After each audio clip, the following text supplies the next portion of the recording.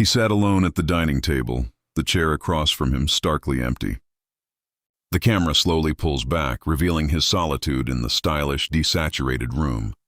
The silence was a presence, heavy and cold. It wasn't just an empty chair. It was the ghost of a connection that had faded, a silence that screamed louder than any argument ever could. The mornings were the hardest. At breakfast, she was always there, yet never present. Her world was contained within the bright screen of her phone, her thumb scrolling endlessly. He would try to start a conversation, a simple question about her day, but his words would drift away, unheard. Her smiles were reserved for the messages lighting up her screen, a private joy he was no longer a part of. He'd look away, a familiar ache of defeat settling in his chest. Their anniversary approached, a date circled in red on the calendar. With a heavy hand, he drew a firm line through it. He canceled the reservation he had made weeks ago, his fingers tapping a curt message on his own phone. A quiet resolve settled on his face. If the day meant nothing to her, it would no longer be a source of pain for him. On the morning of what should have been their celebration, she rushed out of the house, a quick, distracted goodbye thrown over her shoulder. He stood by the door, watching her leave, the emptiness of the house pressing in on him. Later that evening, he sat in the dark living room, his own phone dark in his hand, waiting. The quiet was absolute. Her return shattered the silence. The click of her heels on the floor, her bright laughter echoing as she spoke into her phone. She paused when she saw him, a flicker of acknowledgement, but the call was more important. A dismissive glance was all he received before she continued her conversation, disappearing into the other room. In that moment, something inside him fractured, a quiet, painful realization dawning. He went to bed without a word, turning his back to the door. Hours later, it creaked open. She stood in the doorway, phone still in hand, her expression a mix of confusion and annoyance. "What's wrong with you?" she asked, her tone impatient. He replied calmly, the hurt evident in his voice. But she just shrugged, offering casual excuses about being busy with work. His hand, hidden beneath the covers, clenched into a tight fist. His patience had finally run out.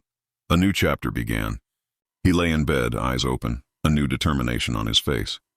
He started going to the gym, pouring his frustration into every workout. He focused at work, finding satisfaction in his own achievements. He reconnected with old friends, their laughter a balm to his wounded spirit. He looked alive again, self-assured and free. His change didn't go unnoticed. She started looking up from her phone, her brow furrowed with a new, unfamiliar concern.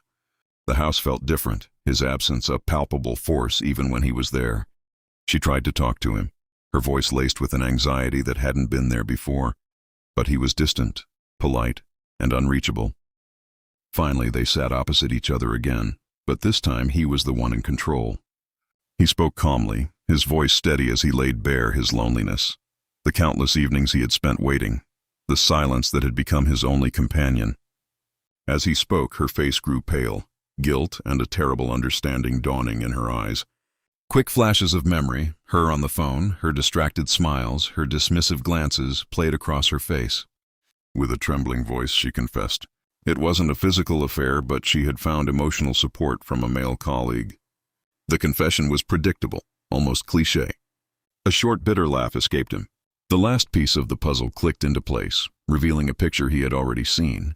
She wept, apologizing over and over, but her tears couldn't bridge the chasm that had formed between them.